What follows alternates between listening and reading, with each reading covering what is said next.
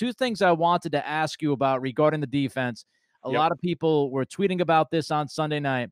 First of all, you had Chase Winovich playing as an off-the-ball linebacker for at least a decent portion in the first half. What'd you make of that change? And the dude had a monster game. Yeah, I was just counting up. I had him for 12 plus plays in this game. Wow. 12 impactful plays, which Holy is just crap. which is just ridiculous. I had him for 1, 2, 3, 4, 5, 6, 7, 8 pressures on the quarterback. It's a monster game. It is. And actually, I think I'm pretty sure that you and I talked about this about week 2, I think, where I could see where this was going with the Patriots defense. I could see what they had in Juwan Bentley and not have. And I asked the question about, like, I would look at putting Chase Winovich as stand-up linebacker. Now, You did. was he a stand-up linebacker in this game? Not really, sort of. So basically, I'm trying to figure out how to explain this to people. But basically, normally in a 4-3, regular 4-3 defense, you have the 4 defensive linemen, and then you have the 3 linebackers. And normally, wherever the tight end goes, whichever linebacker is on that side of the field, normally it's your strong side linebacker, best run defender. He'll come down on the line. And then the other 2 linebackers will be the off-the-ball linebackers. The Patriots played a version of that, but it was more of a 3-3. It was 3 defensive linemen, the 3 linebackers, and then they got the safeties involved. And so Winovich was basically, depending on how they set the formation, he was either the strong side linebacker on the line or the weak side linebacker off the line. And that was certainly effective in this game. I thought that the Patriots finally decided to get a little bit more size on the field, and the youthful legs helped in terms of Winovich and Duggar. But I thought Winovich was terrific in this game. I think some of it also had to do with the Ravens offensive line that we talked about.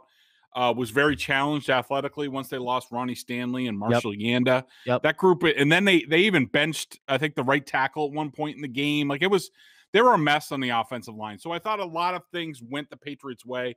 I thought a lot of Winovich's pressures were, kind of easy pressures for him. It wasn't very challenging with the offensive line, but there's no doubt that he had a monster game. He was much more in the game plan.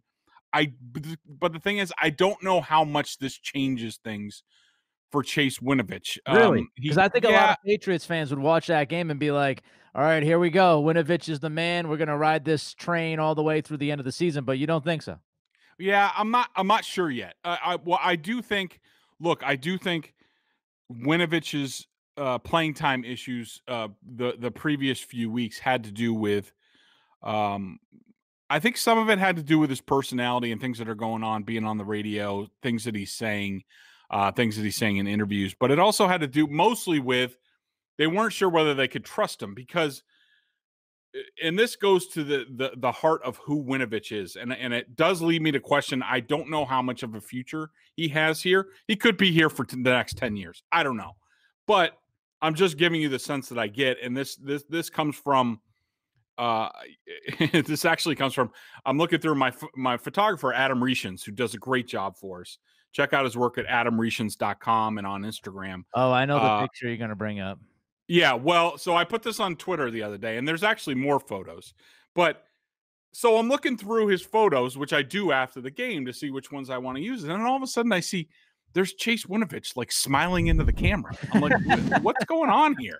Then there's more after the game where he's like giving, hand signs to the camera. Like, all right, he's geeked up. They won. He's celebrating. Like, but all right, it's an empty stadium. Like, there's just a camera there. The other ones where he's looking into the camera, I asked Adam, I texted him, I was like, was he really looking into the camera? And during the middle of the game, he's like, yeah, definitely. So there's this whole thing with Winovich, like, and there was a lot of this coming out in the draft about how he was a typical millennial. It's all about his brand. He's all about him. He likes to hear himself talk. He loves to get credit. And so long story short, you could see this happening on the field in some of the games against the Chiefs, other games when he got a chance where basically Belichick, the scheme called for him to play the ball and the man. And he had to read the play. And a couple times it was like that part of Winovich on his, the devil part on his right shoulder is like, go get the sack, go get the ball, go make a play, because that's who he is inherently, and that compromised the defense. And I think Belichick was teaching him a lesson for a lot of that stuff. Now, does that change at all in this game? Maybe. I don't know if this type of game earns the trust. He was certainly productive, but I don't know if it changes the inherent part about Winovich, which is he going to do what's right for him, or is he going to do what's right for the team when it comes down to nut cutting time? And I just don't know if we had that answer yet, but certainly this was it was impressive to watch.